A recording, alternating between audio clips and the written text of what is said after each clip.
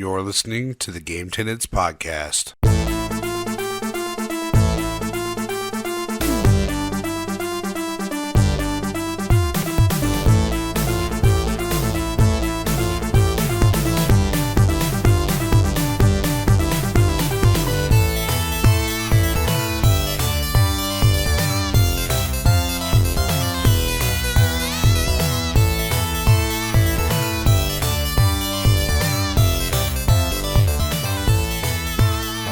What's up, and welcome to the Game Tenants Podcast, the failed adventures of two gamers and their quest for Gamecast stardom. AKA worthlessly lazy, but so game crazy. This is episode 114, and it is. I feel like we've been saying this a lot. Last few, we have been doing a lot of episodes, but the last few episodes we did, it's always like, oh, it's been a while. Over the last 2 years, It's been a while. 6 episodes we've done, probably. Yeah. Oopsie. It has been a goddamn minute, pal. How are you doing? Yeah, I'm doing pretty good at this point. It's good to hear. It's good to hear. Sometimes we just need a little break. Everyone needs a break. And schedule's not lining up. Fucking adult stuff sucks, but hey, we're still here. I still love video games. How do you feel about video games? Oh, yeah. All right, let's keep this train going then. Yeah. Whatever. It's been a while, so yeah. Fuck yeah. So it's not gonna last very long. It's good. What's not gonna? He's going somewhere. This is a sexual joke. That works. Yeah. That works. So what have you been up to, man?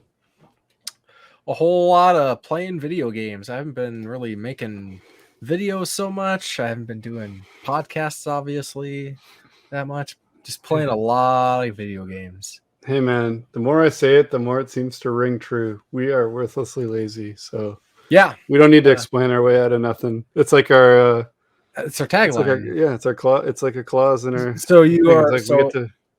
I reserve the right to be worthlessly lazy, and no one can say our shit. Listeners should know what to expect, and if you guys expect anything more, sorry to disappoint you. Yeah, I don't know what to tell That's on you. I think you disappointed you. We're very upfront about it. Yeah, you set yourself up for failure. Yeah, you're like, man, I bet you these guys are really consistent. Sorry, not sorry. Yeah, but yeah, there's been some other things going on. I haven't been. Pretty dang worthlessly lazy, but because I am game crazy, I did a couple Cartridge Club podcasts. Did a little. Did you? I did an unboxing video. Like that was like, geez, yeah, a couple months ago. You've already beaten the game. I haven't even started it yet. You got it like 2, 3, 4 weeks before I did. Yeah. That was a goddamn wait and a half. Tales of Arise.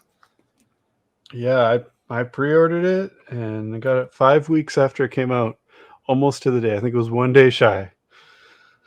Did you? Holy man! They sent it about a week and a half after you guys got yours. Like anyone I know that ordered it got theirs, and then a week and a half later, they shipped mine out, and it took so goddamn long. And since then, I've gotten something that from the time I ordered it, I had it in 10 days. And they shipped it, I think, 3 days after I paid for it. So a week it got to me, and it came from farther away. Still within the States, but yeah. I don't know. It ended up costing me a lot more than I wanted to. So I was a little peeved at it, but it's a pretty good game. Pretty good game. I don't want to spoil nothing. Yeah, definitely no. Pretty good game. I just want to know. That's all I want to know. Pretty good game. I liked Berseria better, but I liked. Yeah, it's gonna be. I don't think it's possible for a Tales game to outdo Berseria for me, just because based on content alone.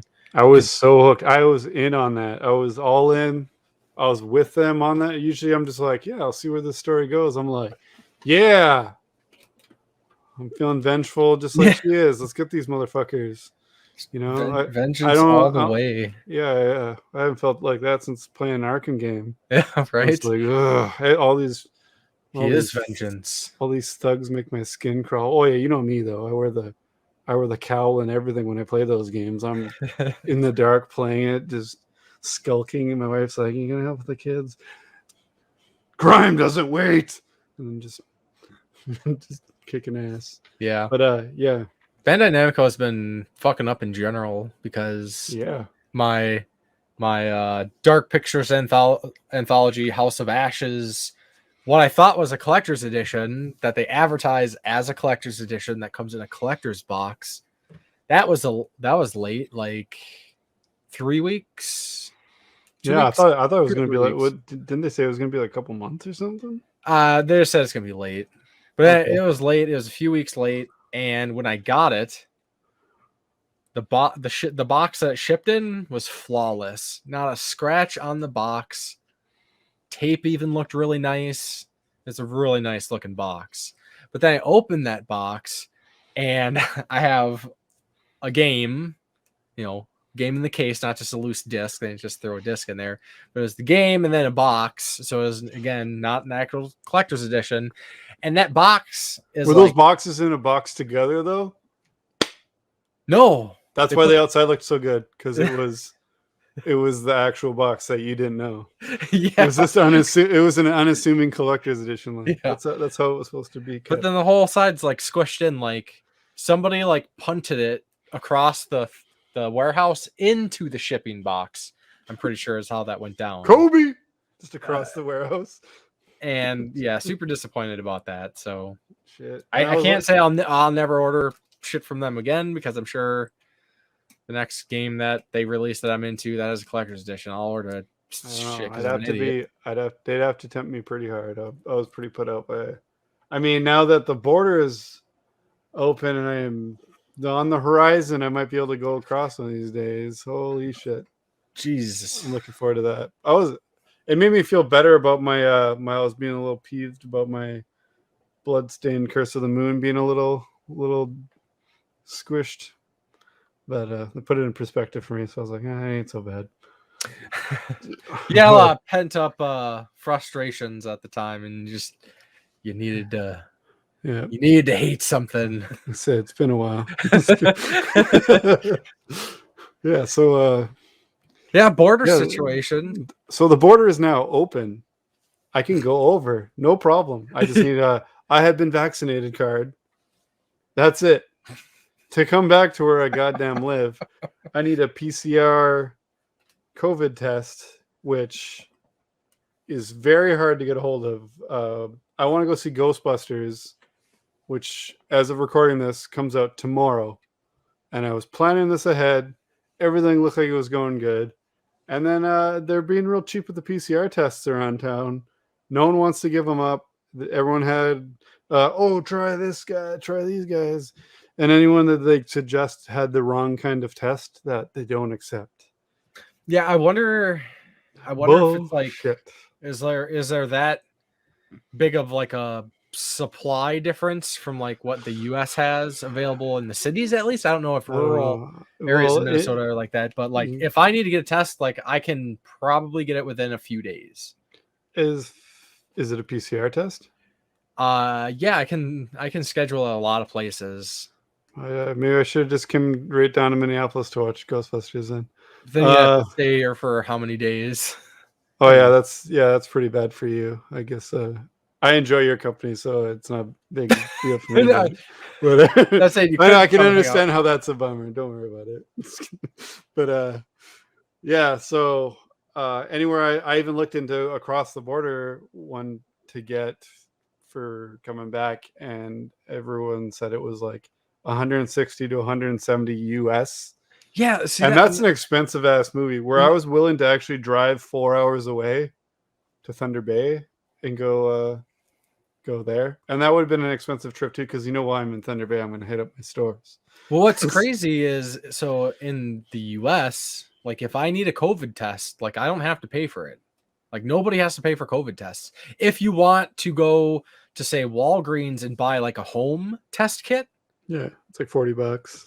Well, Heard apparently, about- I just saw a news story today that said they're like gouging now. They're like up to like 140 or something. Okay. So it's kind of Well, weird, like especially get- with you having the universal healthcare. Like, why are Yeah, they the charging for that? regular shit up there? tests are free, But you can't get a regular test. but I can get a regular test, but Oh. it needs to be a rapid test, and Right. then it's good for 72 hours.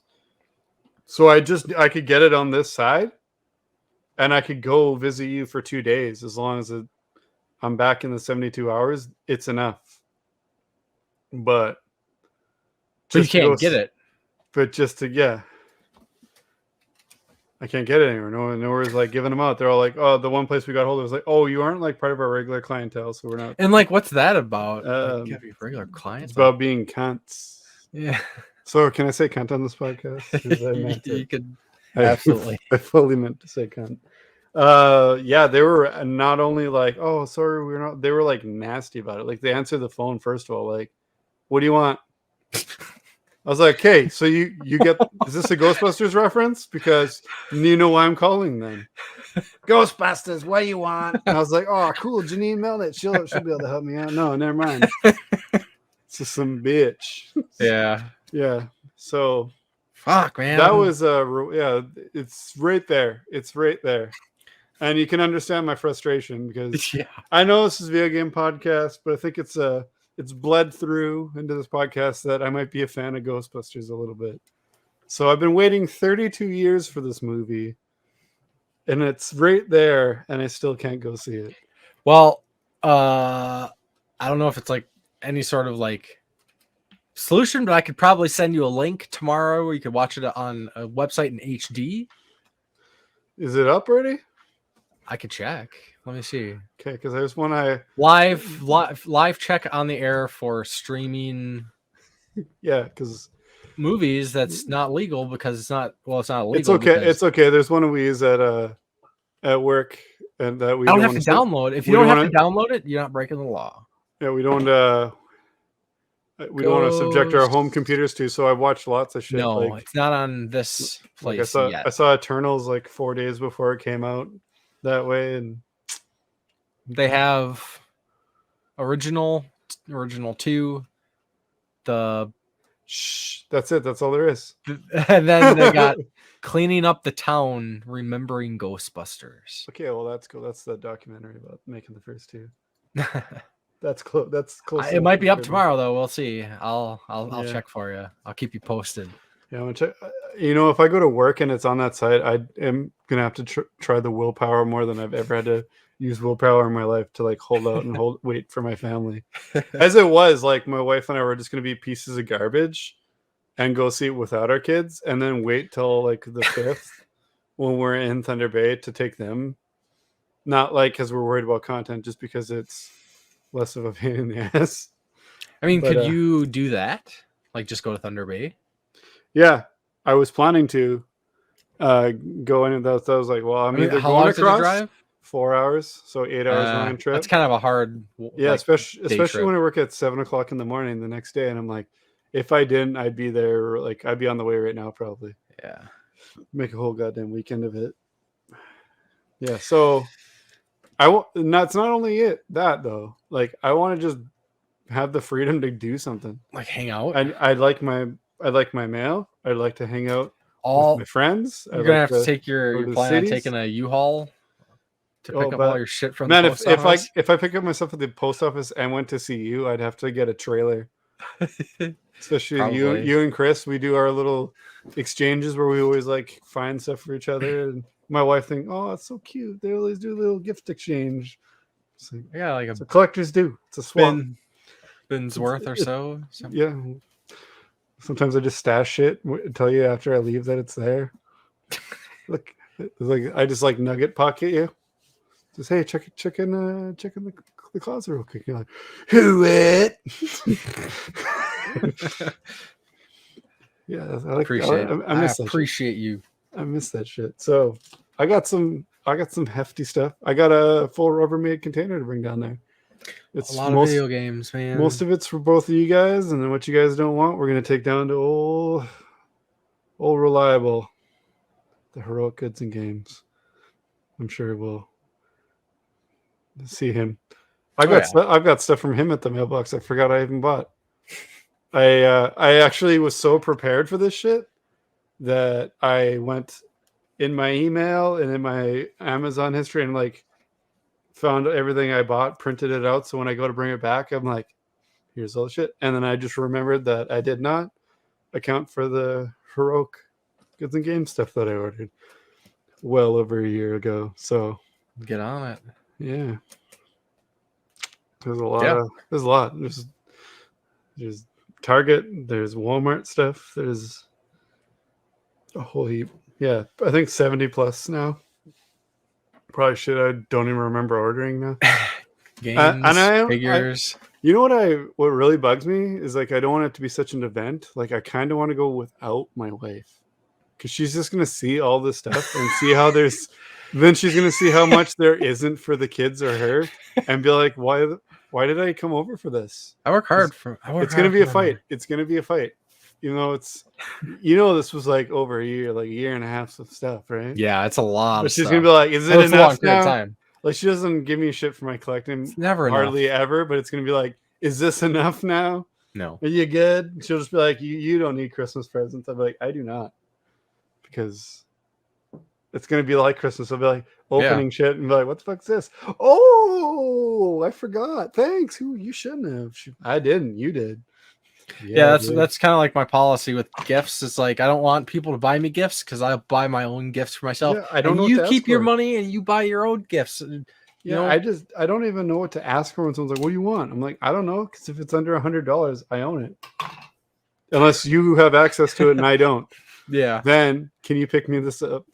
And I've heavily refrained from bugging you and Chris to do shit like that for me. Oh, if it's where there's been things I'm like, it got too plentiful where I was like, of course it's a Target exclusive. Yeah. So no, if it's like a Target or Walmart thing, like they're in pretty close proximity.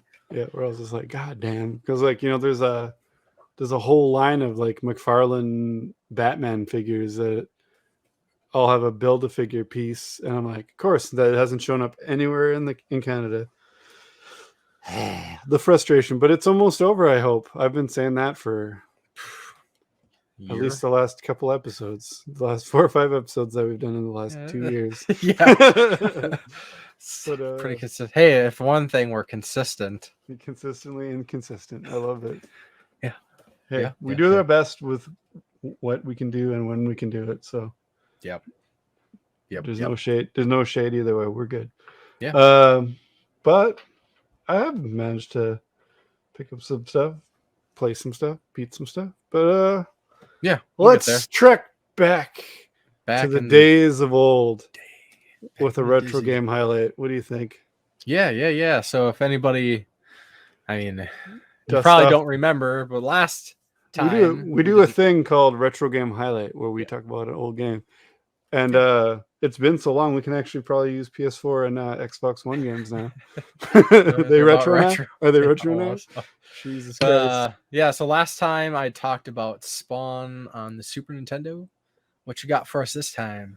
I'm going to go with a game I beat not too long ago.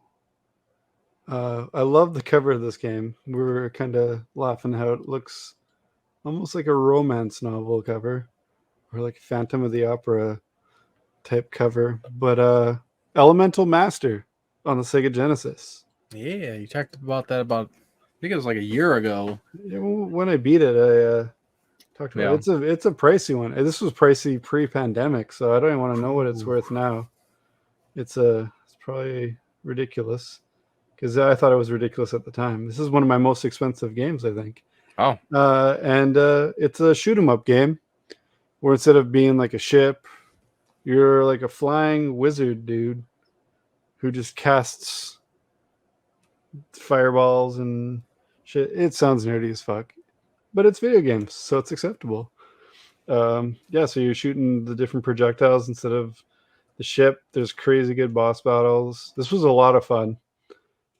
It's like most shoot 'em ups. If it's not ball breakingly hard, it's going to be short, but I really enjoyed my time with it, and I played it a couple times since I beat it, and it's always fun. So definitely check it out if you like shoot 'em ups. I definitely say this is one of the better ones. There's better ones on the Genesis, but I don't ever hear anyone talk about this one. You always hear about your Mushas and your Truxtons and your, Thunder Force. A lot of good shoot 'em ups on the Genesis. Fuck yeah, there is. Yeah, they were. Yeah, I mean, there's a lot of them now, but for a while there, they were kind of like a underappreciated genre. Mm-hmm. So when they did finally come over here, they just got swept into obscurity almost immediately. Like, oh, no one buys these. It's like, well, you don't make enough for people to buy. That's like if you made 5 copies of something, all 5 copies sold. You're like, yeah, but we only sold 5 copies. Well, you only made 5. So fuck you. And fuck you if you don't love this game. No, I'm just kidding. It's a good game. Check it out. I'm not going to defend it that hardly, but it's sure. It's worth checking out. I just need to find a way to wrap that up, but maybe fuck you wasn't the way to do it. Yeah. It's all right. All right. We love y'all. Yeah, so I'm going to start. What I want to do here is move Cartridge Club mentions up further in the podcast. Just so do it right now. Hear about it. So, yeah, exactly. So, Cartridge Club, even though it's been a few months since we've done a podcast, Cartridge Club is still going strong. Coming up here on episode 100, in fact. Hell yeah. Speaking of worthlessly lazy, or maybe just lack of time, they just did a 100th episode, kind of like tribute video, where a whole bunch of the members and past guests did. It was an hour-long video almost. All contributed and talked what they like and congratulated. It was a really cool video, and I was asked to be in it, and just didn't have the time. Didn't have the time to throw together like a 30-second thing, which is really sad to say. But anytime I thought of it, I didn't have time. And probably when I could have squeezed it in, I didn't think about it till it was too late. So, and I also thought I had till December, so that kind of sucked. But we all still appreciate you. I appreciate you. Hey, I was still in there in the background and pictures and stuff a little bit, so that was cool. Pictures. It was cool. Really but cool. I felt pretty bad because I've been most of the people that were on there as guests. I was like, I've been on there a lot. Mm-hmm. There was a while there where I was like, people are gonna get tired of hearing me. Still a stint there, yeah. Yeah, it was probably like 5 or 6, I think almost. Yeah. Yeesh. It was it's always a good time, and I do love me some Cartridge Club and all the people I've met through there. So I'll say it here since I didn't get to say it in the video. Appreciate the Cartridge Club. I never knew that the dude from What Culture was like on early on in the club. I didn't know that. Who? The What Culture Gaming Retro J or Josh? I can't remember what his name is. Yeah, he does. Like I watch a lot of What Culture videos. Like I wasn't familiar with him. Yeah, I watched them a lot. I was like, "Holy shit!" I didn't know he was ever in there. Like, I've listened pretty far back, but I guess I didn't listen right from the beginning because I don't remember him being a guest. So that was a cool surprise. It would have been pretty neat to get Brandon Jones from Easy Allies on. I wonder. I bet he was reached out to. I wonder if because he was on Perfect Dark. And that was a pretty cool. I think that was like probably maybe one of the coolest gets for the podcast for guests because I've been following, Easy Allies game trailers at this point. I think I started watching like 2004 or something.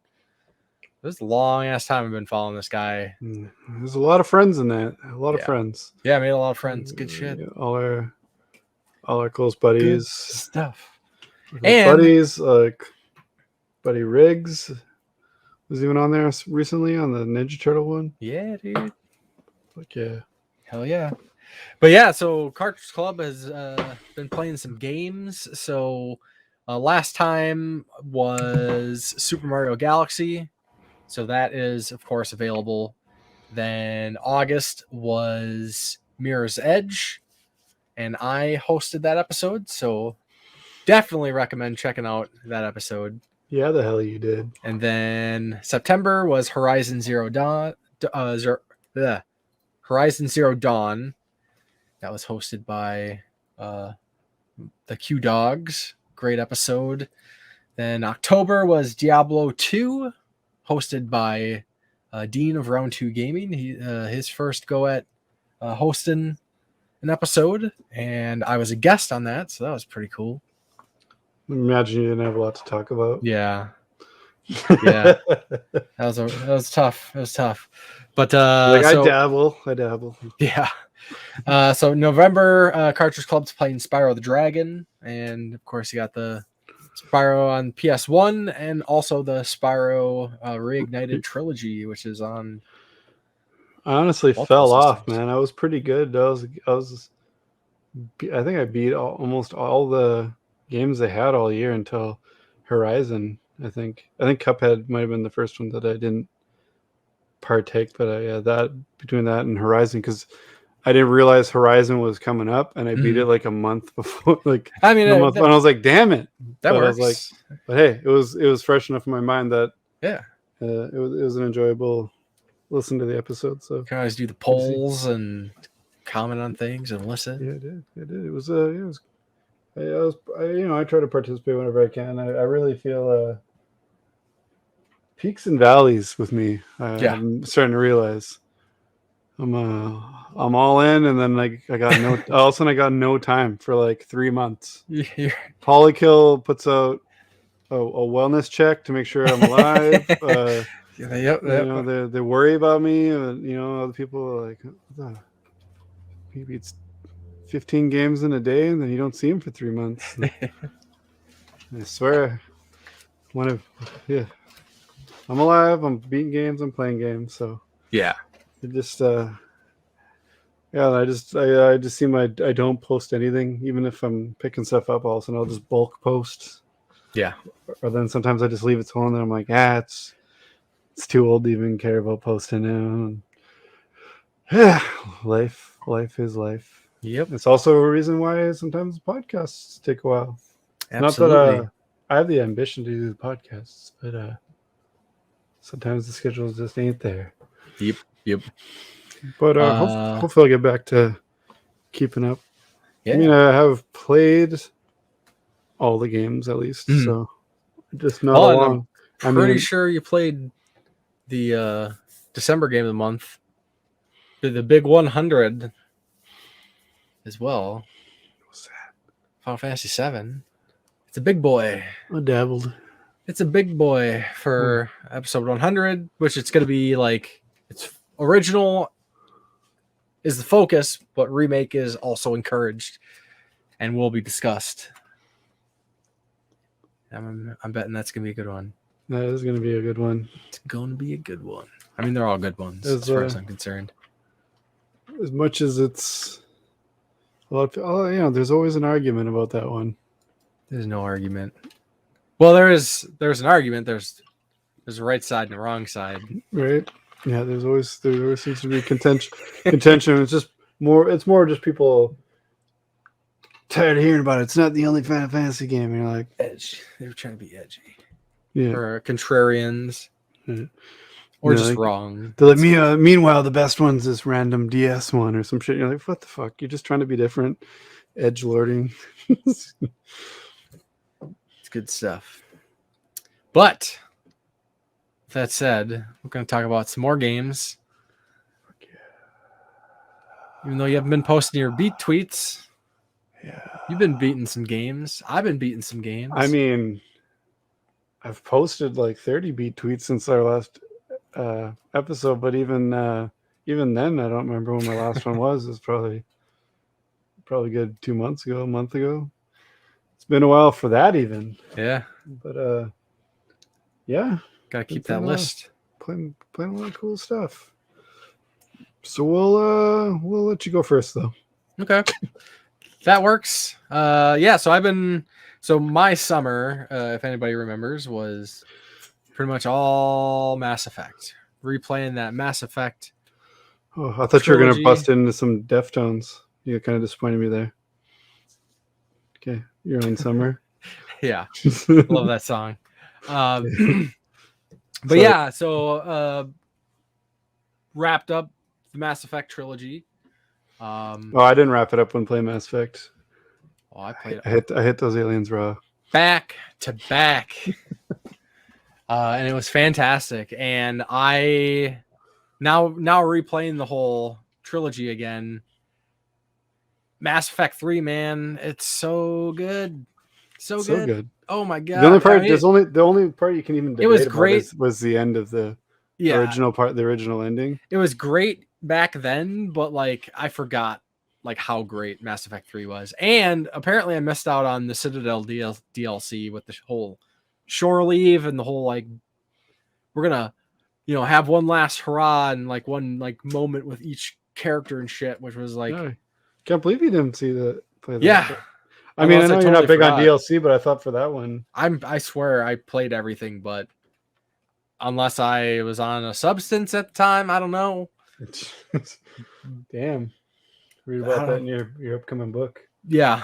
Well, unless I was like high or something. I don't know. Fever dream. Yeah, I don't remember the Citadel DLC, and it was so good. It's like it was so good. Like, how could I forget it? You just tell me about this dream you had. I'm like, no, bro, you just played the Citadel DLC. Oh, okay, dude, it was that good. But yeah, like as I mentioned, also since I hosted the Cartridge Club Mirror's Edge episode, I replayed Mirror's Edge for the third time.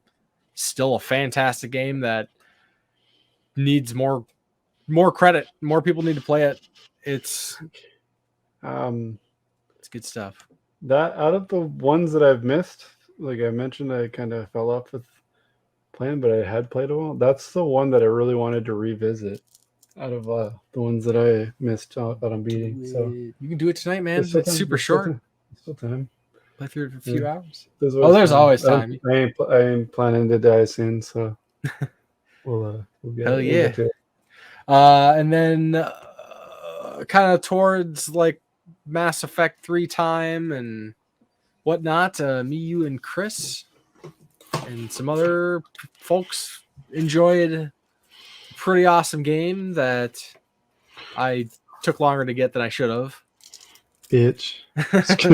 No, then you guys got it and you guys like caught up hard and surpassed where I was because I was working a stint and I was like, God damn it! Now everyone, the bros all got the game and now I can't play it because unlike Predator, which we could play 5 players, this was only a 3-player game. Yeah, and it just never seemed to line up. Like I'd finally be on a play and you guys were like, we can play like this partial mission and then I got to go to bed. Yeah, like, damn it! So that's what I mean. Like. We got the best of intentions when we get this game. We'll play it together, and it just hasn't been working out. Like we've been trying to do Predator for months again, still. So well, we're talking about Aliens Fireteam Elite, which is fantastic. Loved it. It's kind of like in a way you can kind of say it's kind of like Left 4 Dead, but not. I'd say third person. Left 4 Dead with xenomorphs.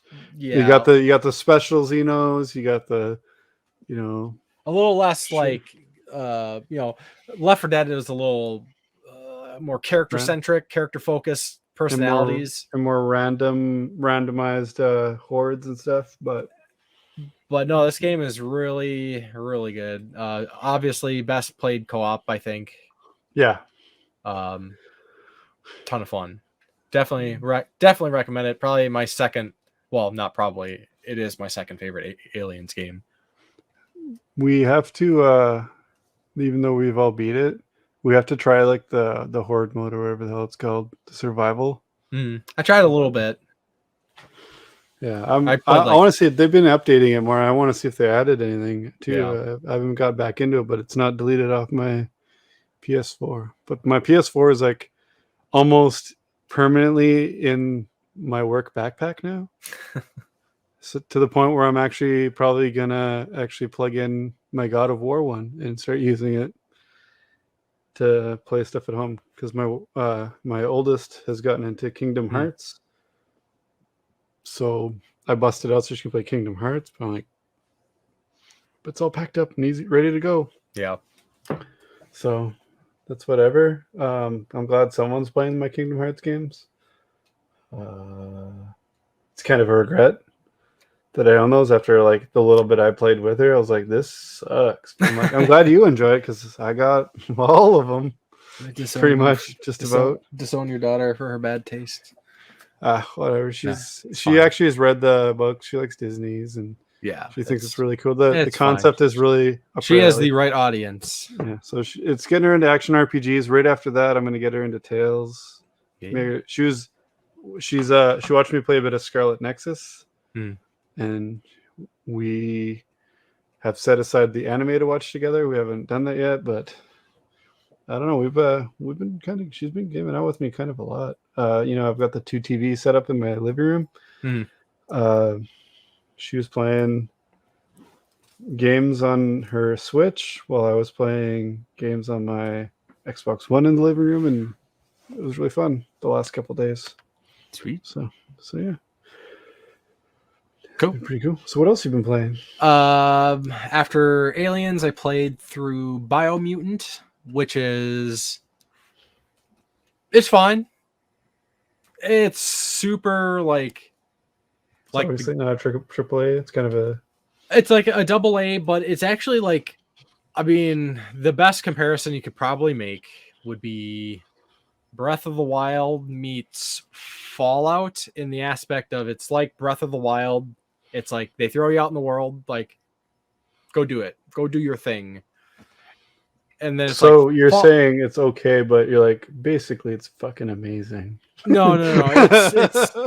It's super just okay. But it's like Breath of the Wild gameplay with Fallout scavenging. Like you have to constantly, you like go into these like camps or these like ruined cities, and it's just scavenging and then fighting, and it's super okay. Like, I'd be interested. I want to know what other people think. So I would say check it out. I think I've been thinking of grabbing it. It's already dropped a third of the price. It's already not in the locked case at Walmart. And if I see the copies dwindle, I kind of got a lock on how many there are. I'll probably end up picking up next time. I'm like, I need a game.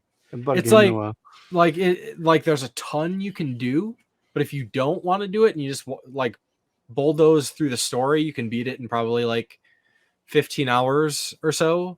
I've heard a lot of people complain about kind of like how they do the dialogue, which I don't have the same gripes as they do, because it's all narrated by like a narrator, but then the animals like say weird stuff, but then it's still narrated. I thought it was interesting, but it is what it is. It's super okay. Like, I don't regret playing it, but not gonna recommend it to anyone, really. Yeah. I mean, for somebody who hasn't maybe played many open world games, like, it could be probably pretty cool.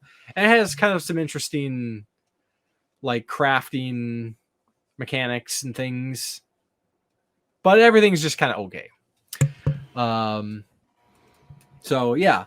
And then after that, one that you're probably less interested in based on history, that I played Deltarune Chapter 2.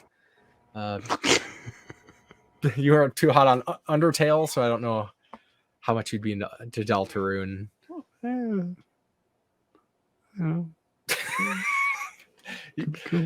I loved Chapter 2. Fantastic. So if you're into Undertale, if you're into Deltarune, definitely check out Chapter 2. It's like they're doing like an episode kind of thing, not on purpose, just because he wants to get part of it out to you. It just takes a long time for indie dev to make, but it was pretty good. Really enjoyed that. Looking forward to the next chapter. Then probably one of the most hyped games of the year for me was one that I'd already played for like thousands of hours in the past. That was Diablo 2 Resurrected. And as expected, I went pretty dang hard on that game. Like, holy you were cow. Fucking radio silent for days, and they'd be like, just came up for air. Like, so, it's a pretty good game. yeah, I Send went you a hard. meme, Like 2 days later, laugh react. That's it. yeah, Oh, I, yeah, I man. took took a couple days off of work, which They probably sent you home. again was kind of So- frustrating because that first day, like I practically couldn't play the game because of server issues. But that's like every. Blizzard game. It's a lot of big games. Period. Anything with any online component for sure. Yeah. They're like, oh, we didn't have the servers ready. But yeah, no, I had a blast. I put because I had already played the game so much, I wanted to play through it to what I consider completion, and then kind of move on to the next game. Like I'm not really looking to spend tons and tons of time. I put a good chunk in. I at least put in 80 hours, and I played a lot. So you barely played it. Scratched the surface, Yeah. dabbled. Well, compared to most people, I fucking rocked it. Yeah, no, I mean, if anybody hasn't played Diablo 2, like this is the time. Like the community never died. Like Diablo 2 is even just the original PC version is still going strong. Like tens of thousands of people still playing it. Now you have it on all systems. Like I hear the controller, like what they did with the controller is pretty dang great. For the most part, there's a couple little quirks that still don't really translate great, but from everyone that said they've been using controllers, like good stuff. I'm open for the physical edition, so I can jump in. I'll make you buy it on console too and play with me. I would probably buy it's like yeah. I just want to give you guys money, like some of the games that you buy on every system when it comes out. Kind of like me. Like, yeah. I got games like that. We all do. Buy a gamer like, guess I'm buying it again. You know, shit. Insert San Andreas CJ meme. I love Diablo 2 so much. I bought the like digital deluxe version, which comes with nothing extra for Diablo 2, but I bought it anyways because it's like, yeah, take my money, please, for more Diablo. But you know what? I know there's some people that are gonna foo ho hum rain on my parade about. You mean poo poo? The whatever. fuck's foo foo? I don't know. Fu Manchu? I don't know, man. I'm just it's late. I'm trying to hold my punches a little bit because I know there's a lot of people that are like want nothing to do with anything Blizzard with all the shit going on right now. It's not Blizzard. I mean, Activision Blizzard. But what I will say is it's barely a pass, but it's Vicarious Visions that did Diablo 2 Resurrected. And they also did Tony Hawk 1 and 2 Remastered, which are great. But it was. I'm I support people when they want to, pay, choose with their wallet, kind of protesting. Yeah. I do too, but I mean, it's Diablo. Well, and I separate the art from the artist. Like if I can do that with music, I can do that with video games too. I mean, I always see you wearing your Thriller jacket still, and that's and your R. Kelly t-shirt. But I don't support. I can be outspoken against all the shady shit going on at Activision Blizzard. Diablo 2 was Blizzard. Blizzard's long gone, so yeah, it's really. I'm one of those people. We talked about this before, where I'm like, I got no. I mean, there's companies that I favorite because they seem to just put out hit after hit, but I've got no, like, I would say like brand loyalty, if that's the thing, to them. If they fuck up, whatever. Are they still putting out a good game though? Okay, well, yeah, EA sucks. I played some awesome EA games. If sometimes I'm like, I don't want to give them my money, but that game looks really good. So I'm here for good video games, not, I don't know, did they shoot a puppy or something? No, I was okay. Well, is it really that bad if I buy this game? All right, yeah, cool. and like I said, we could still be. It's like, how they got that sound? Killing puppies. I'm like, oh shit. Well, I'll just mute it. Does that make it better? I just really need to play this game. It looks good. That's a bit extreme of an example. Yeah, well, that's what I mean. I mean, there's some if they're not doing something that bad, then I'm like, oh yeah, they get kind of shitty with the pay to win stuff and the excessive DLC. But I'm like, yeah, but is it a good game? In a weird kind of like twisted turn of events, there's a chance that Bobby Kotick might be ousted, and that could be so good because he is because I heard that he does kill puppies. Yeah. Whoa, man. He probably does. He probably like probably does. Wipes himself with puppies and just like throws them in the dumpster. Like, I'm done with this. Yeah, sounds like that kind of guy. Seems like that. What a disgusting absolute fact. He like walks up to children to like takes their candy and then slaps them. I don't even like candy. Just throws it directly in the trash. I'd probably go as far as saying that he's probably on Epstein's. Actually, I think he was on Epstein's list. That black book list. Cool. I'm pretty sure. Hold on. Cool guy best pals. Epstein. Bobby Kotick. Oh yeah, he was. Yep. So all those things we said are definitely facts now. Yeah. There's a lot of people add that to his Wikipedia. There's a lot of people on Epstein's list. I don't know if they would all be those horrible people because there are business dealings, but I'm not making excuses. Epstein didn't kill himself. That guy definitely wipes his ass with puppies. Yeah, that too. But anyways, moving on. Another game I was pretty damn excited for. Spiritual successor to one of my. Lately, I feel like I'm talking about all my favorite games. And I can't pick one. And this is, anyways, Back 4 Blood. Super excited. Jason's not feeling it. What the hell? It's because you're playing with bots, man. You're playing with bots. No, I played with some players too. Did you play? I didn't play with you though. You at work ass bitch. Yeah.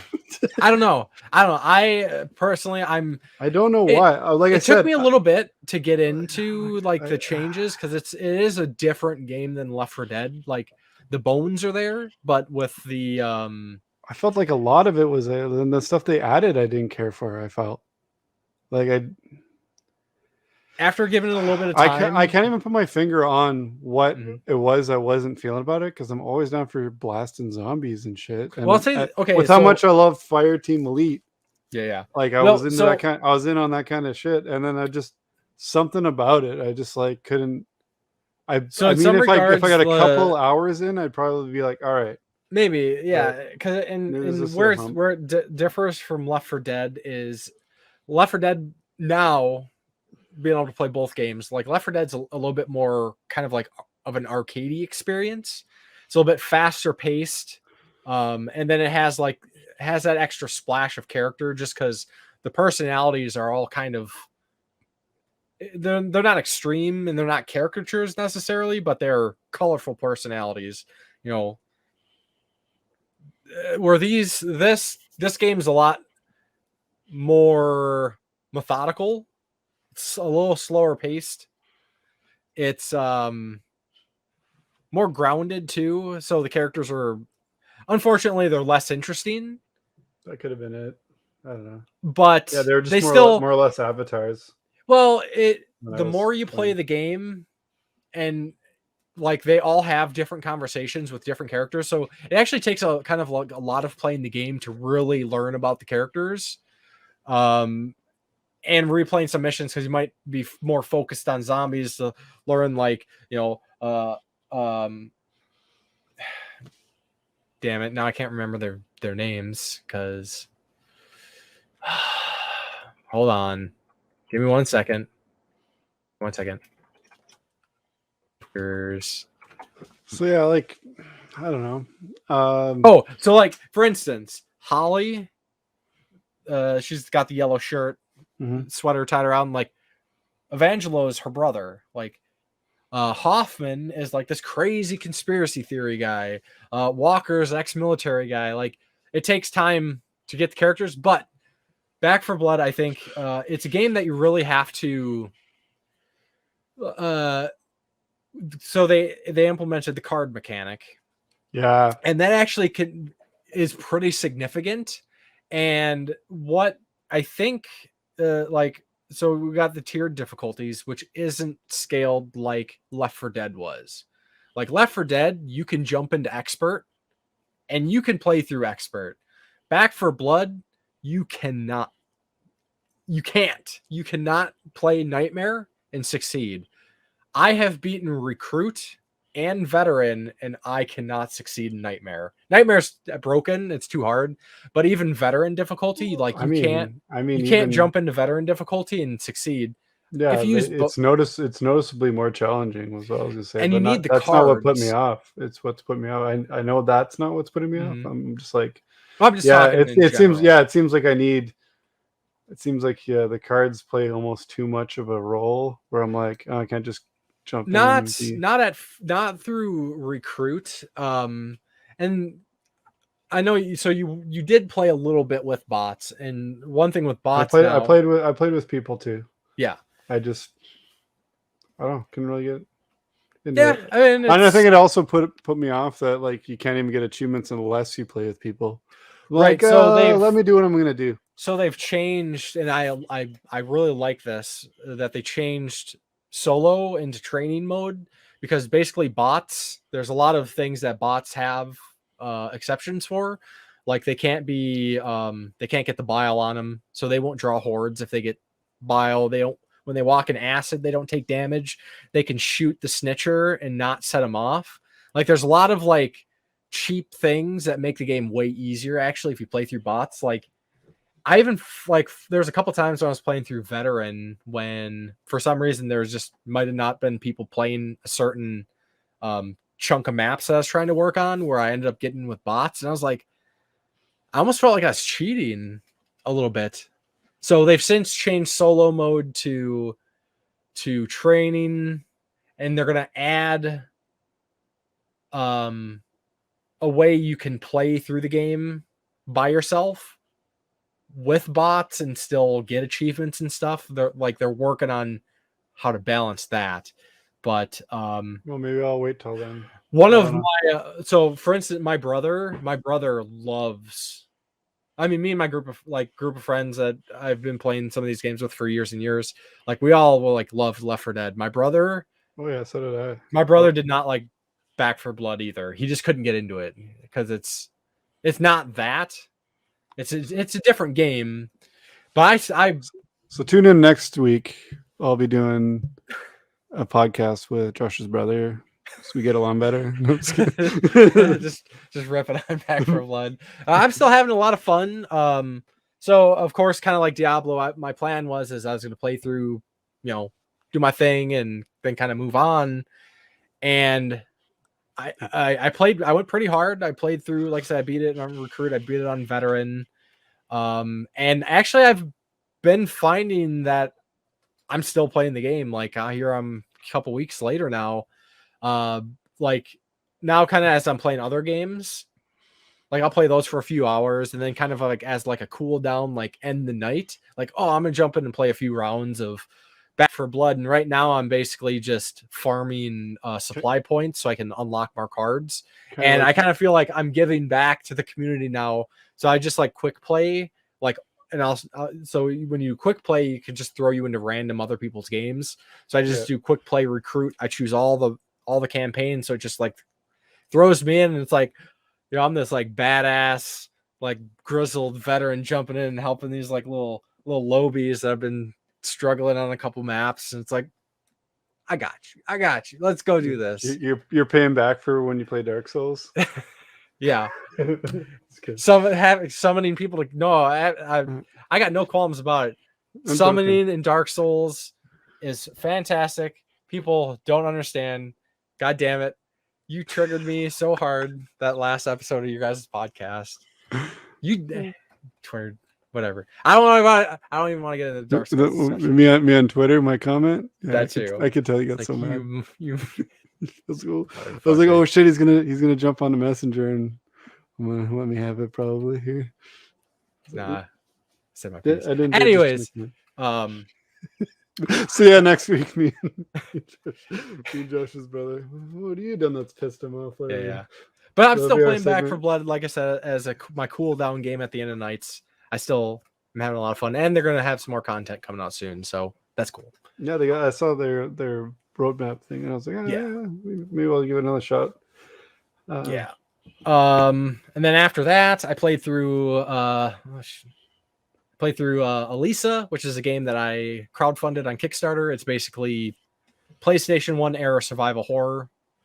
Yeah, I had a lot of fun with it. I looked up some stuff. I don't got time to struggle with some stuff in games anymore. So I'm like, I was just gonna look this up, figure it out. I'm too dumb to figure out puzzles sometimes. But no, I mean, if you like Resident Evil 1, if you like Silent Hill, this is kind of like a combo. All right, no, never mind. It's not. It's more like Resident Evil 1. I'm thinking of something else. I'm getting crossing my wires. But anyways, check out Alicia. You can see my name in the credits. Super cool. That's the only reason to play it, or what? No, it's a cool game. If you like survival horror, you will like this game. Then I played through Succubus, which was a sequel to Agony. Agony was the walking sim that everybody hated. Succubus is more like a action adventure / arena battle game. It's a lot less on the story, which was kind of disappointing.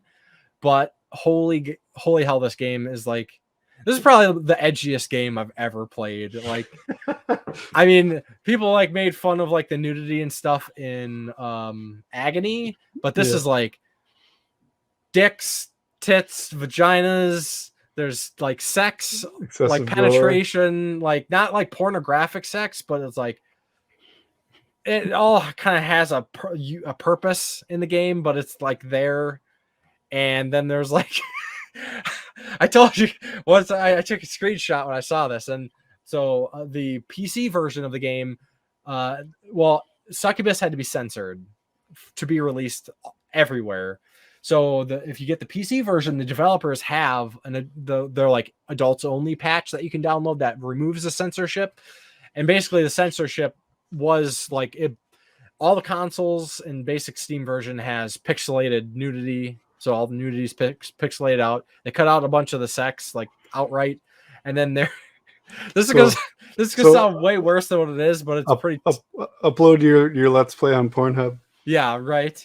But then there was when I was checking the settings, there was a setting that said abortion minigame, and it's off by default. And I know this. If anybody's listening, they're gonna be like, "What the fuck is wrong with you?" Like, I mean, it's like I said, this game's just being edgy. It kind of fits. I mean, you're in hell. I'm not gonna justify it. It's when in hell do as the. It's comical, but it is what it is. It's messed, but it's like I laughed just because it's so ridiculous. Like I feel if I explain this, people are gonna be like, they're gonna just like you're just digging yourself in a hole. Yeah, like, holy shit! Just stop. Okay, I'll just move on. Next up, Tormented Souls. Awesome new survival horror game. It's old school survival horror, new modern graphics, modern controls. Nice. Excellent. This is like Resident Evil Remake meets Silent Hill. So good. Yeah, I got it on order, so loved it. And then I was trying to like squeeze in some other short games before I jumped into Tales of Arise and decided to play Near Reincarnation, which is my first mobile game. And the game's great. I hate the mobile. I hate playing it on my phone. It is the most uncomfortable gaming experience I've ever had in my life. Give me a Virtual Boy. Give me VR.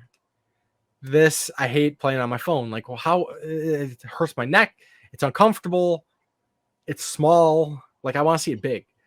Whatever. Tablet. Game's cool. Could use tablet. Could it? Could. Oh, okay. But like, I've fully learned what a gacha game is, and it's like borderline enraging. We're like, oh, you get another try in 4 hours. It's basically like, how do they do it? You can, like, you have to level up your characters, you level up your weapons, you get like companions, you get these other all these buff things. You can do all these buff things, and you constantly have to like buff in your characters to play through the chapters because they randomly throw these battles at you. Well, it's not random. It's it's like four battles per. Or no, that's not 4 battles. It's like 10 battles per chapter. Every time you do a battle, it's like 1,000 difficulty higher, like kind of thing. And then eventually you hit a brick wall. Is what happened to me is I hit a brick wall, and like I know what I got to do. It's like, one, I don't know how I can get to this point where I can beat this next battle because I've done everything I can. Like my character is like, I can't. Like, how do I buff them more? And then to get what I need to buff them, chapters? Possibly. It looks like there's some sort of reset that's happening in a few days, so I might be able to like redo a bunch of stuff to get more points to buff up. But it's like what's really, really stupid, and I don't understand how this is a successful model is like, okay, so you can pay, like you can buy experience points or whatever. But the amount of money that you have to spend to get it's not worth it. Like, why would anybody spend money on this? Because you have to seriously spend like hundreds of dollars to. Is it a free game is it free to play? It's free to play. And then what? So like to get any farther, you're gonna have to pay like $50. No, I can just like grind away like once a day for an hour for like weeks to finally get enough, which is probably what I'm gonna have to do. But like, even if you want to pay money, like the amount that you have to spend to get any sort of like reasonable bump is ridiculous, and nobody's gonna spend that. Well, someone will, because it's nothing. It's seriously nothing. It's like if you're playing Final Fantasy, like any Final Fantasy game. Oh, you want a Phoenix down? You have to spend $10 for one Phoenix down. It's like that's like nothing. It's like wow. Whatever. So I've been droning on. So final review. I mean, I want to finish the game. I really do. I got like 3 battles left. Well, actually, it's probably like 6 or 7, but like I'm right there. I just want to finish the game. I just want to finish the goddamn game. I want to see the credits so I can say just beat it and move on. I really like the game, but I hate this gotcha shit.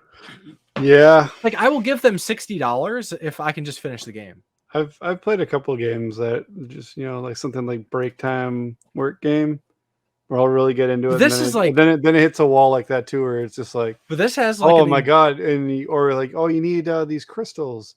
You get one of them every fucking 50 things you play, and you need 40 of them to unlock this thing. Or you could buy like odd amount where you're gonna have to buy 2 packs of it for like $40 each, and you're like, no.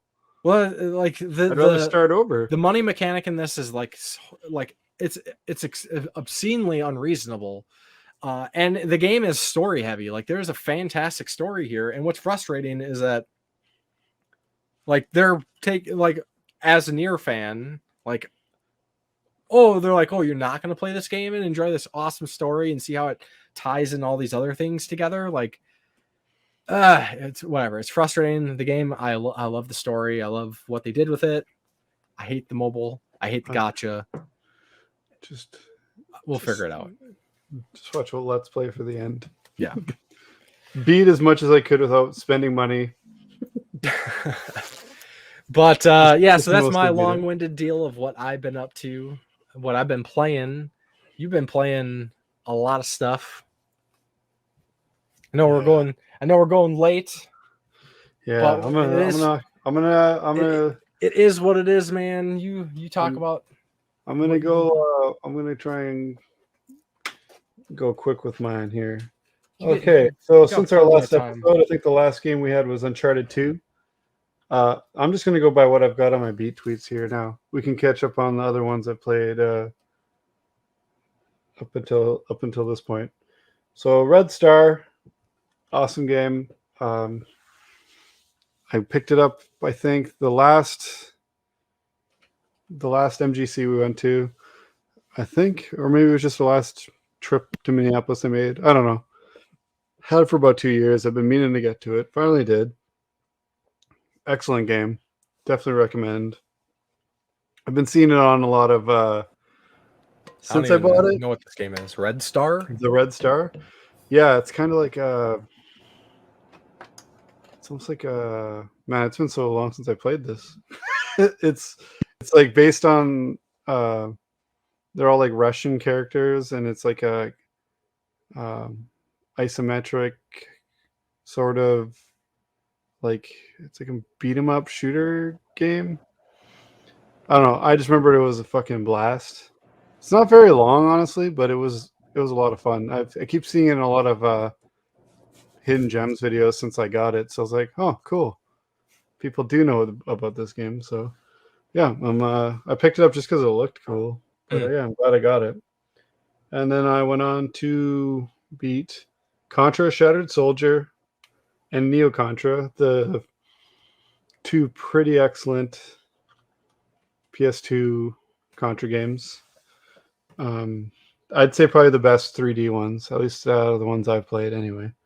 Definitely better than the PS1 versions. And then I beat Uncharted 3. And then I don't need to say anything about Uncharted 3. Pretty good game. Bladed Fury was actually a really cool action platformer. Yeah, no spoilers. You play as it's all like Chinese art style, like ancient Chinese. Kind of looked really, like Chinese Odin Sphere. Yeah, it was a lot of fun. It also pretty short, but I really liked the world that this game built. It was really cool. It was almost like a steampunk in some areas. Really cool. Definitely worth checking out. I got it for really cheap a while back. I think you picked up a copy after you saw that I got it, right? Yep. I was thinking about playing it like in one of my next games because it's so short. Still do. All right, then Uncharted 4. As way back in our last episode, I was probably talking about the Uncharted games and how they were fun. The story didn't really grip me. I didn't really care about the characters. It just seemed like a Michael Bay level of things I don't really care about amongst action set pieces. I liked everything in Uncharted, the first two Uncharted games, except for all the shooting, and it's mostly shooting. It's mostly just shooting people. Yeah, like there's breathtaking set pieces, and then just like it's so like move into a room, clear it, move in it, and then the same thing happens in everyone. So this is not a spoiler. If you haven't played one, this might be a spoiler for every Uncharted game. Yeah, you're going looking for this thing, and no one can figure out how to get in there. Then you get in there, and then you're so surprised because the bad guys just followed you in. Every game. Yep. And it got sold like, close the door behind you. Close the secret passage behind you. Because they always come in right behind you. I'm like, shit, now we got to shoot our way out. Hope we got what we're looking for. Every game. Like, you can say what you want. Like, I get why people really enjoy these, but like, I really found the characters very generic and boring. There was a couple of them that grew on me throughout the games. A couple I got more annoyed by. But Uncharted 4, more back on topic, is where I actually cared about the story. The story in the fourth one was probably my favorite in the whole series. Same, they improved on a bunch of the action stuff too. I found the platforming and stuff, it got better and better game to game. The first one had probably the most like trying to jump up to the left, but I jumped just to the left and now I died. Like a lot of that kind of like clumsy platforming. But once it got past that, I found like the other ones got better and better and more intuitive. They got better looking as they went on too. 4 was obviously built for PS4, so it was right at home there. It looked leagues better than the other one.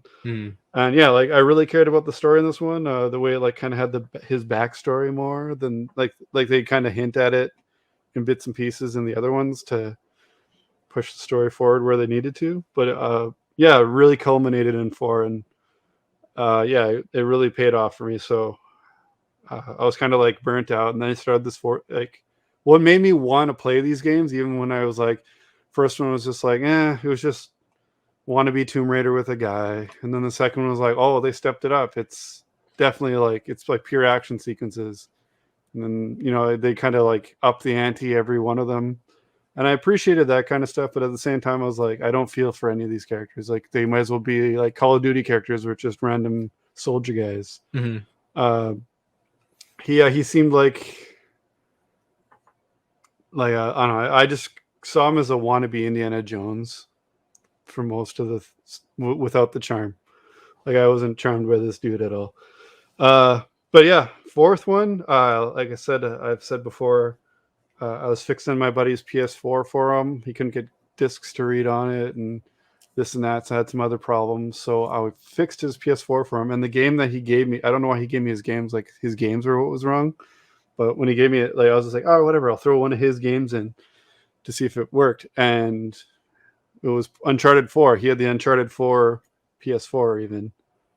And I played just the first couple of minutes to see if, it would like crash out or if it only play a little bit. And the 10 minutes I played of that made me go, oh man, I gotta get to this point. I gotta get into these games. I already had the 3, and I think I might have even had the trilogy at that point. But I was like, all right, I gotta get into these. It's time I check these out.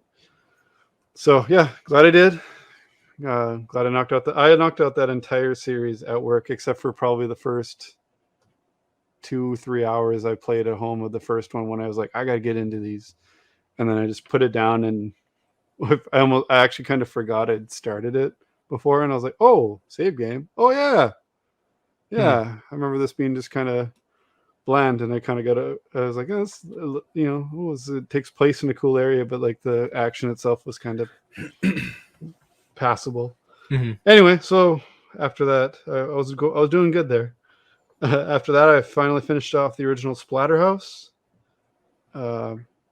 It's a game I wanted to play this game so bad back in the day.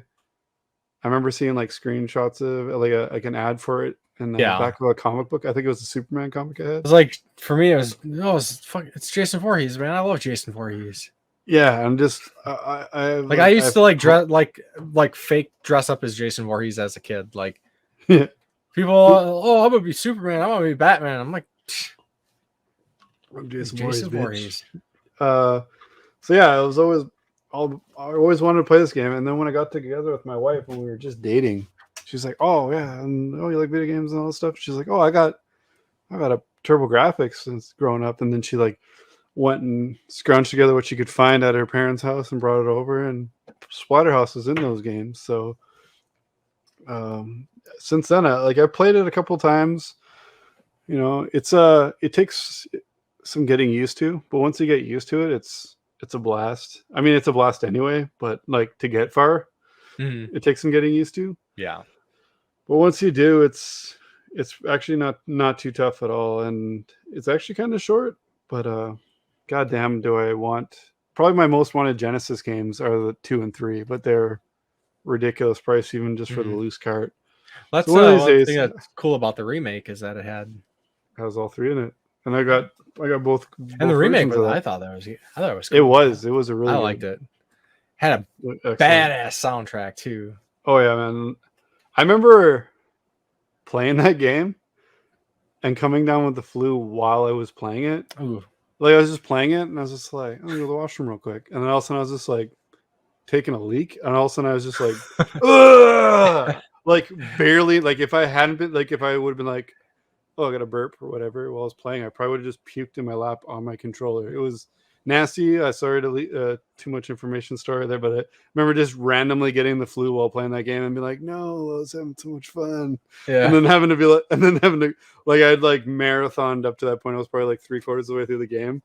Then to just be like, I guess I'm ridiculously sick now. And then having the flu for like I usually get over the flu. Like I'll get it real hard and then it'll knock me out for like a day and I'll be back. Mm-hmm. When most people are like 3 days with it and shit. But yeah, that was like probably the longest flu I've had since I was a kid. I just remember being so bummed. I'm like, man, I just want to get up and play that Splatterhouse game. Yeah, I almost splattered the house, that's for sure. So anyway, following that, I finished Pogs Revenge, also on the Turbo Graphics. Nice. That was a lot of fun. Very easy game though. Easier than the other Bonk games I've played anyway. I think that's But yeah, a lot generally of fun. considered to be the best one too. Yeah, it was I a lot of fun. It think. plays right with the controls are tight and everything in it. It's a lot of fun. And then God damn, was it this long ago? I'm just realizing how long ago this was. And then I beat so you know how I love my plug and play arcade stick Yep. for playing my arcade games. Well, my sister-in-law saw mine probably a year ago, probably around Christmas time last year, and she bought one for her kids. And in the summer, when I played this, we stayed at her house for a weekend. It's basically like staying at a cabin. She's got a house up the lakes. She has another house in the States where her husband and the rest of her family have had to stay through the quarantine. So we stayed there for the weekend, and I was like, oh, cool, they got one too. And I was like, I didn't bring mine. And I just plugged it in. I was like, I wonder if it's got any different games than mine's got. And I'm flicking through. I'm like, a lot of the same games. It's bound to happen. But then I saw, whoa, RoboCop 2 arcade. Okay, cool. So played at RoboCop 2 arcade. Pretty awesome game. And then I beat Predator 2, which I also thought was an arcade game. I was like, there's a Predator 2 arcade game? And I was like, I don't know. I'll leave that one. I like wrote down the number, like, okay, I'll come back, because there's like 1,500 games or whatever on them. Mm-hmm. And go back, and no, it's just Predator 2 on the Genesis. But I gotta say, I've played Predator 2 on the Genesis before, and I always found it like kind of overly hard, honestly. And it felt more like a control issue. Like you needed like twitch control like on it, and it just seemed harder than it needed to be. But with an arcade stick, it's tight, man. So it might not have actually been an arcade game, but playing it the arcade stick way is what actually finally got me to beat RoboCop or Predator 2. Nice. So excellent game. The last level is cheap as hell because you're just in a ship and it's just infinite predators everywhere. It's funny because it's a ship of predators. You dispatch them in like a couple shots, but then you fight the end boss predator. Like, I don't know what's so special about this guy, but he's he's the end boss, so he's got to take a few more hits, but he's a cheap motherfucker. But it's overall it was good to finally beat that game. I've had that game for years and it's an awesome game, but I was just I'm never gonna beat this. And honestly, yeah, like the controls always kind of like made me go, I don't even want to try to beat this. Like when a game's like, oh, this is hard, but I could do it. And then another game, you're like, this doesn't even seem like something I want to attempt. It just seems like it would just be some piss me off bullshit. So glad I finally checked that out and beat it. Then I finished what I started with Doom Eternal, and I beat the Ancient Gods Part 2. And I think I felt pretty much the way I felt about the first one. It was just the story doesn't really do anything until like the end of both parts of this. Still cool, still Doom Eternal. I just felt like they threw more enemies at you, and it just felt like more of the same shit. Like just like packed arena parts where you're just like, this is fucking impossible. Yeah. And then you'd somehow beat it and be like, okay. But yeah, there's some parts like they're just seeing how many things they can fit on screen before it locks up your system, I think. A few times. So anyway, it didn't really add much as far as the game goes, but like the end story was cool and worth it. But yeah, the gameplay I was kind of just like, all right, can we get to the point now? I don't know. I don't want to talk bad about Doom Eternal because that was like, it's one of my favorite games of last year. I don't want anyone to think I didn't love it, but it was it wasn't as good as I would hope it to be. Honestly, it didn't really add anything different, but it was pretty cool. And then I completed the Uncharted games, like console wise. Anyway, I don't have or plan to play Golden Compass, but I played Lost Legacy, and honestly, it was shorter, but I felt like it got to the point more. It had a cool like open world kind of feel to it, where you like were in this. I don't know, the way they put the game together I liked better, although it starred characters that I hated or was just kind of annoyed by in the main games. I liked them a lot more in this game. Mm-hmm. So it is what it is. I think I might have enjoyed this almost as much as 4. So if you're just like, it's just a little side game, check it out. It's honestly worth a play. I really enjoyed it.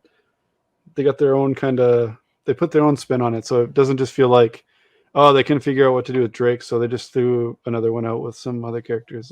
They got their own thing. So yeah, I enjoyed it a lot. And then I put to bed a game. I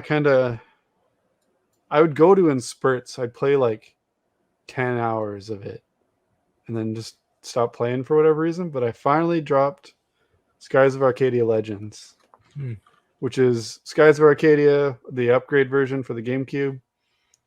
I love it. I love it. It's one of my favorite RPGs I've ever played.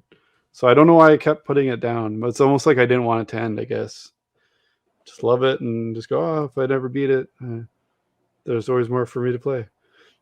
And then I put to bed another game where if I beat this game, I don't remember beating it, but I remembered part. I know I've played it, but I didn't think I got as far as I had. But I was as I was going through it, I was like, "Oh, I remember this now. I remember this," and that's Silent Hill 1. I thought I rented it a couple times, and I maybe even just maybe just once, and I got really far in it, and I was like, I don't know if I beat it. All this time I maintained that I didn't beat it. But I remembered everything pretty much up until you go to the end boss. Mm-hmm. Not exactly what to do or anything. It wasn't memorized, but I've always maintained that I pretty much beat it if I didn't beat it. And then I didn't really remember the end boss, but that was about all that wasn't really familiar. And I don't watch a lot of streams or let's plays of stuff. Honestly, it's not really my thing. If I've got a game, I'd rather play it myself. So good to finally beat that. Hell yeah. Then I randomly, for no reason, I don't even know why, I just felt like playing G.I. Joe Rise of Cobra. It wasn't really a mistake. It was just kind of that was the game. It was better than the movie, but that's not very hard. But it was it was funny that the guy looked like Channing Tatum's character, but if he had someone had melted his face, someone just it's like they mocapped the fucking melted action figure of it or something. Anyway, it was a pretty decent game. Nothing crazy to write home about, but better than I was expecting coming from the movie. Yeah, not much to say about it. I'm not a huge G.I. Joe, but I can appreciate it. I definitely liked the other G.I. Joe game I beat. I think it was this year. Better, the newer one. Retaliation, I think it was. Mm-hmm. But yeah, it's I got it for a couple bucks, so I got my money's worth finally. Then after our buddy Chris playing it, I got a fire under my ass for some reason to play some 007, and I also took down 007 Legends, except for I had the foresight to download the free Skyfall DLC right away when it was new, so it was still unlocked for me. That was Chris's major gripe with the game, besides it being kind of really random parts and really random movies. I think they were meaning to do a couple of these. Actually, pretty decent game. The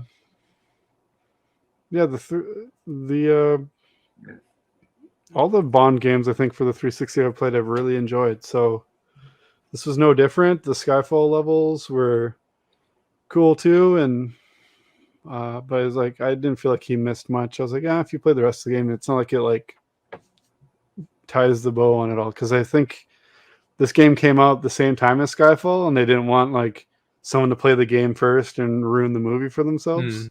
So that's why they did like a free DLC that came out like I think like a month after the game. But yeah, if you actually want to play that and still have the Skyfall component in it, the Wii U game apparently has it built in. So there's that. And then I started this earlier this year, and I finally tied it up. Baldur's Gate Enhanced Edition. I've always wanted to play the original PC games. I just never got around to it. I mean, I've had a PC that I'm sure could have run it for years, but even a Walmart laptop would probably run those no problem. But I just never kind of, it's kind of one of those, I'd like to at some point, and just never got around to it. But when they release these remasters, I don't even want to say remasters because they look ugly. Yeah, they're not. They did. They more like they just made a console version of those games. I don't think anything was prettied up at all. No, they made it fit widescreen. That's about it. But saying that, it's a little rudimentary. It's a little basic. But I still enjoy them a lot. Writing. Yeah, like there's, it doesn't hold your hand on a lot of stuff. There's a lot of stuff I was like, what the? And I would just go, it can't be this. And I try it and I'd be like, oh, that's what I had to do all this time I've been wandering around. Once I got used to it and how it controlled and how it played, I really liked it. And then, because at first I played it for a couple hours and I was like, yeah, it's okay. Time has definitely went on for these kinds of games. But then I was like, you know what? I'm going to give it another shot. And then I got right into it. And I think I beat it in like 2 night shifts. So definitely glad to finally put that one down. There's still the add-ons for that, as well as the second one. I've got Icewind Dale. I got, what the hell's the other game? Neverwinter Knights. Neverwinter Knights is another one, but there's 2 on that game. Icewind Dale and Planescape Torment. Yeah. I don't know if you'd like Planescape Torment. So I don't know. I'm gonna check them all out anyway. Reserve judgment for those, but yeah, I bought them all. I was eager to play them all. Kind of sucks that I don't think you can play multiplayer on Neverwinter Nights because I was gonna make you play with me, but we'll see. Because you've regaled me with your tales of Neverwinter Nights several times. And then speaking of games that I wanted to beat for a long time, god damn, it was about time. Because you know how much I love me some God of War. The reason I bought a PS3, God of War 3 Enhanced, I beat it. My wife's favorite games to watch me play were the God of War games. So when I got God of War 3, we were all in. We started it. I got probably a couple hours in. I don't even know. Less than 4. Maybe around 4 hours in. And then she just never had time to watch me play video games more. Life got away from us. We had kids and whatever. Working opposites. All that kind of fun shit. So all these years I've just been, that's her game she watches me play. I got other games to play. And then it just kind of got put on hold and forgotten. I was like, I don't really want to resume at this point. It would just be weird. Because I'd be like, oh, wait, what the hell happened up to this point? I don't really only vaguely remember. So picking up the remastered for dirt cheap like I did was like, all right, this is a sign. Time to put this baby to bed. Yeah. So absolutely loved it as expected. Now I think the only God of War game I haven't beat is Ascension, which was the one that was after it. And we'll do that sooner or later. I was kind of thinking of doing it by the end of the year, but we'll see. And then speaking of 007 games, I took down 007 Reloaded, GoldenEye 007 Reloaded, which is, I feel like it's unfairly judged because it's in the name. You're expecting GoldenEye, right? Mm-hmm. But it's a reimagining in every way. Pierce Brosnan is Bond, which is the most obvious. It's Daniel Craig. And then every level is reimagined. The facility isn't the facility you remember. You're not going to just jump in. It's not just a up-resed version with a different Bond. It's completely different. The story is sort of the same, but modernized more.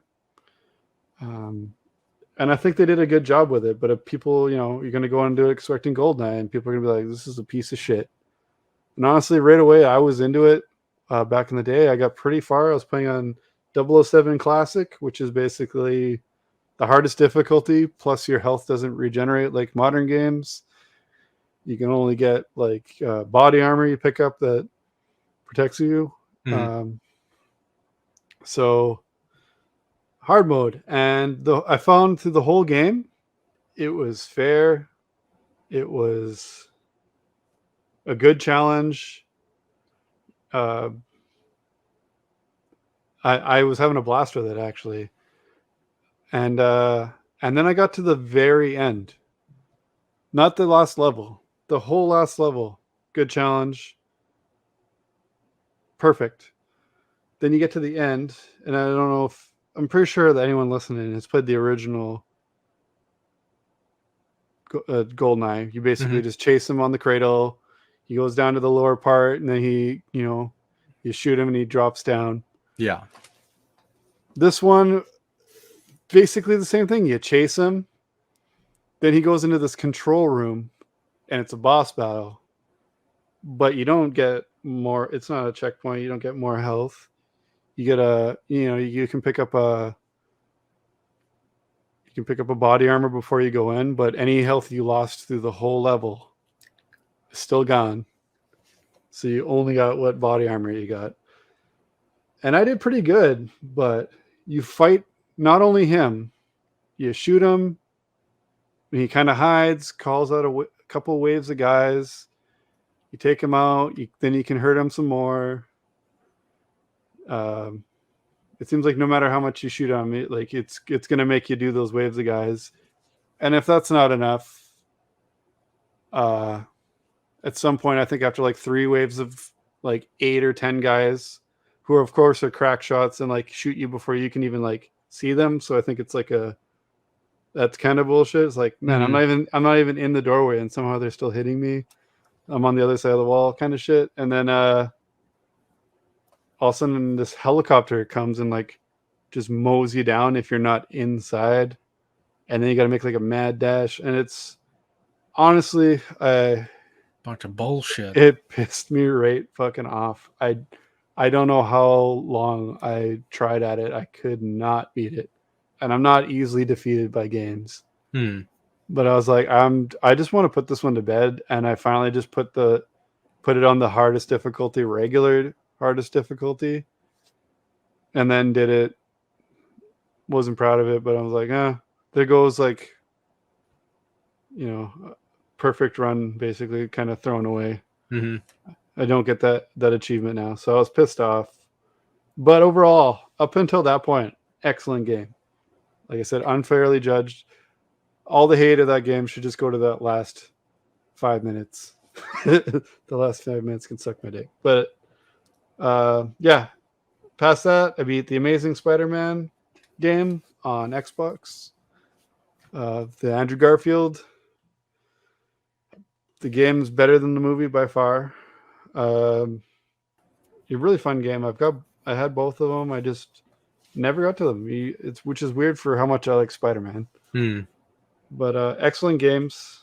I actually started the second one. Got to get back to it. But yeah, loved it. Then I knocked out Yakuza 3 Remastered and Yakuza 4 Remastered. I don't think I got to say much more about how much I love the Yakuza games. 3 was the weakest one by far yet. The story was decent. It took a long time. It felt like it took a long time to get anywhere, but by the end it was good. But yeah, it was pretty rough feeling because I'm going off of 0, Kiwami 1, Kiwami 2, and right into 3. And 3 is basically like a up-resed PS3 game, whereas like the Kiwami games were like built on, I think, the 0 engine. Yeah. So they so much more fluid. The combat was more fun. It was definitely still fun, but it was definitely a step down. But so I figured for the remastered trilogy, I thought they would have like kind of touched that up a bit. But it is what it is. Still a good story. Still a good game. So it was 4. 4 was better by a lot. And then Aliens Fireteam Elite. Like we said, we loved it. I played a shit ton of it. Like what I didn't play with you or Chris, I wouldn't go past that point, but I would grind the earlier levels to get the cards that you can, the, what do you call it? Consumable cards that you could use to get more experience, to get more whatever the different modifications to the gameplay. And I stacked up quite a good stack of those. And so I was playing a lot of the earlier levels over and over, and then we'd play and I'd be like, oh cool, so now I can play this one again. And then some would be hard as shit, and then I go back with like a different character that I loaded up. I'm like, I should have been playing with this because this was easy by myself. But then after that, for some reason, I beat Space Jam: A New Legacy. It was just, I don't know if it was free all the time or if it was just a Game Pass game. I just figured out I have Game Pass from account sharing with my brother. So I was like, I don't know if this is just like a free like promotional game. It was a decent beat 'em up. Nothing to write home about. Is what it is. Didn't make me want to watch the movie anymore. I still don't. But yeah, this is what it was. Then I finally buckled down and beat Legend of Zelda Link's Awakening Remake. And just give me that Game Boy game, bro. Everyone raves about it. Honestly, I hated the art style. I think I might have hated the art style. Like in the trailers, I'm like, oh, yeah, it looks cool. And then playing it just bugged me for some reason. Everything looked like I was playing with those like little play school Weeble characters. It looked like I was playing on a plastic diorama. Yeah. And it bugged me so much. And like the reimagined music, I didn't need that. So it was lost on me. I should have been like a home run for me. That's the first game I ever owned. It's one of my favorite games of all time. But that's probably why I couldn't I tried. I beat the whole game. But I just couldn't bring myself to enjoy this nearly as much as everyone else seemed to. So I'm the one naysayer that's like, no, just give me the original game. I don't even need the DX Game Boy Color version. Just give me the OG. Then speaking of OG, I beat the very first Metroid. I got it in my head that I was going to do like some kind of like Metroid series run through before Dread came out, but I started it way too goddamn late. So I just beat the first one, and that's the first time I've ever even made it anywhere in that game. Like I've dabbled in it here and there, but I never really tried to figure it out. There's no map in that one. I don't think there's any map in it. I don't know. Nope. Yeah, no map in that, or the second one. So yeah, it was just kind of like, man, I get a little bit lost and go, I don't know, and just turn it off. Anyway, whatever. I had fun, but I was finally like, you know what? Let's beat that game. So I was meaning to go through that. I was going to go through 2 on the 3DS. I was going to keep going and work my way to Dread, but Dread's here. Been here for a while already, so yeah, it was probably about a month before Dread came out when I beat that. Then I stuck with it and beat Wrath of the Black Manta while I had the NES hooked up. That was random. It was okay. Way bigger sprites than they needed to be. Some really comical bosses. And overall, not bad, just okay throughout. And I think what I said when I beat it, It's like the 10th best non-turtle ninja game on the NES. So take it or leave it. I played Truxton on the old Genesis. Game I've had for a while. Yeah, it's kind of like Metroid. I just play it really casually, and this is kind of why I've been more hard on myself to just finish games, because I would just really play old games casually, like never really put the work in to memorize this. I just play it for a bit, like, oh, that was a blast, and then I got game over. Okay, maybe try again a couple times, and then be like, all right. But I found this one harder than some other ones because you get game overs, but with a decent amount of like playing it till you figure out patterns. Mm-hmm. I got through it. Hard but fun. But like I said, the shoot 'em ups, if it's not hard, it always seems way too short because you'll beat it in like half an hour, 45 minutes maybe. And then I beat one of my all-time faves. I've restarted this game 4 times. I think this was the 4th time I restarted it.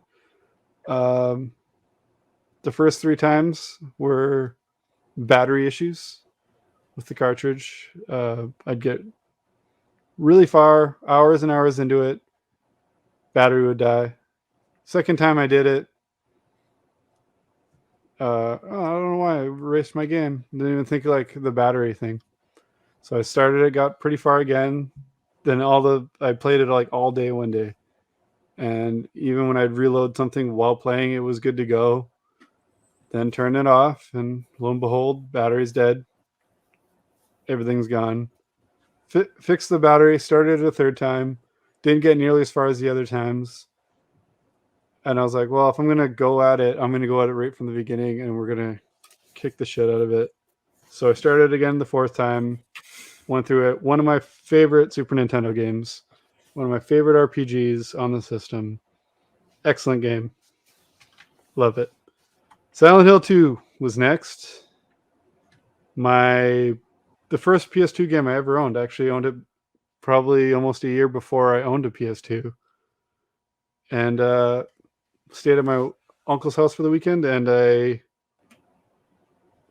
his roommate had PS2. He wasn't there. I don't know why he had a PS2, because he didn't even have a goddamn memory card for the thing. Kind of adult doesn't have a memory card for the PS2. Come on, man. So I bought this game to play and had to get really good at it really fast. Made it significantly far, and then had to come home. So I just turned it off, lost all my progress. And I've only played it a little bit here and there since. And this time I was in a mood to finish stuff that's kind of been bugging me that I never finished. So I beat that. Continued on with my Fatal Frame series and beat Fatal Frame 2 right after that. This wasn't in October. I just play this kind of shit all the time. I feel like I need to say this because it's close to the end of my list. Both excellent games. Silent Hill 2. It's hard to say if I like it more than the first one. The first one, I don't know. First one's great. The second one's a masterpiece. Yeah, I don't know. I love them both probably equally. Fatal Frame 2 felt slight improvements on the first one. Both awesome games. So still trying to get through all those till the Maiden of Blackwater comes out. I think it's out now or soon. So I got to get through 3 real quick. And then right after that, beat Scarlet Nexus, the Yuito. No spoilers. Excellent game. One of the best games I played this year. My favorite part was I'm just kidding. A really cool story.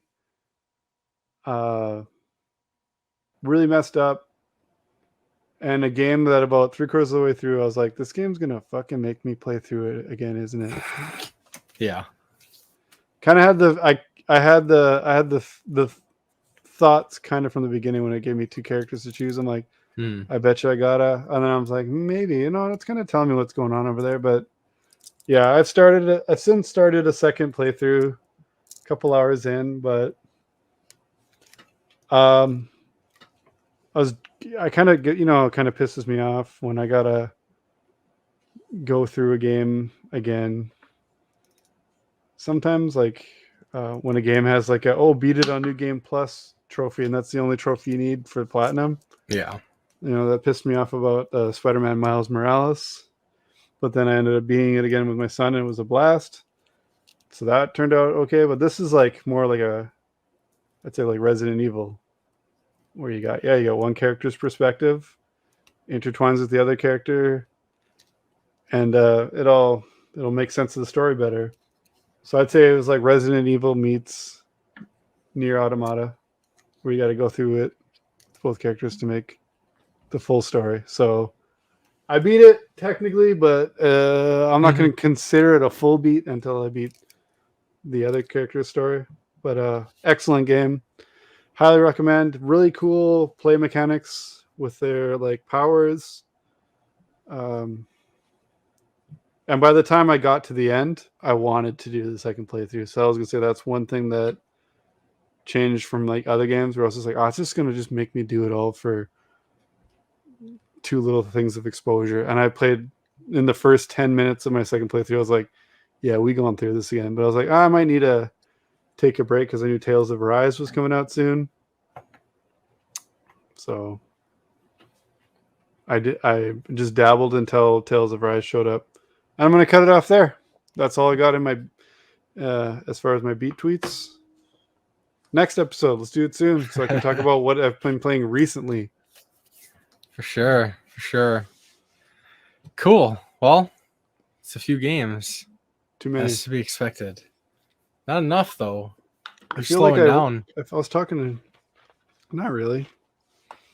Not really. I still guarantee I beat more games than anyone this year. Oh, yeah. Absolutely. That's not... You, I've said before, it's not my aim. I play a lot of games. You did that in March.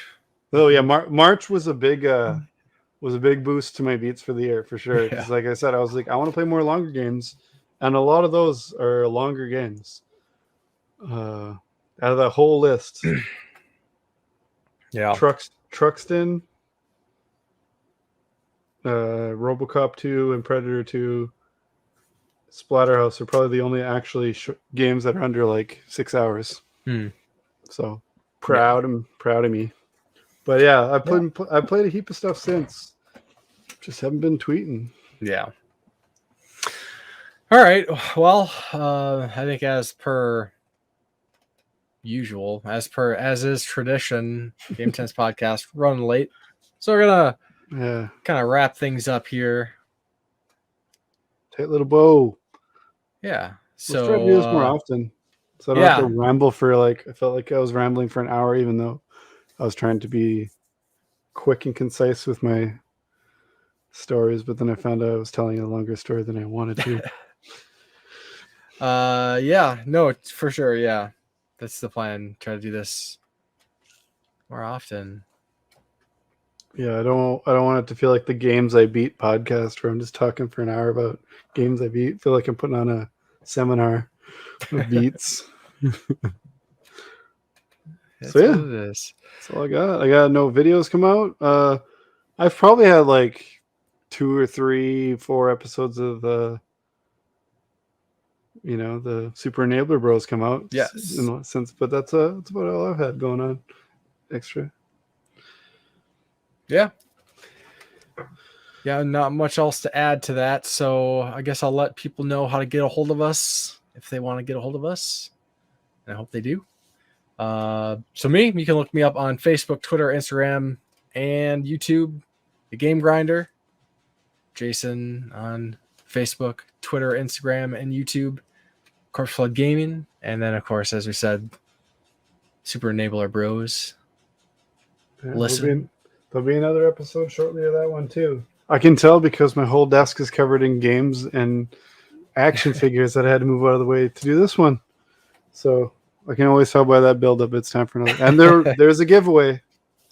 Speaking of Tales of Arise, Yep. I did complain about them taking a while to get it to me, but they were bros and gave me a download code that I opted to not use. So we're doing a giveaway. Check out the latest episode for that, for details on that. We're doing a giveaway. It'll be drawn on the next episode, which I don't know. I hope we can make like next week. So there's still time. There's still time. Cool. All right. Well, I think that's going to do it for this episode of the Game Tenants Podcast. Hopefully you'll hear from us soon. A couple weeks. Soon, Tang. Not 4 months. Yeah, let's do it in 2 weeks. Well, even if we got to bank a few, let's bank a few. Yeah.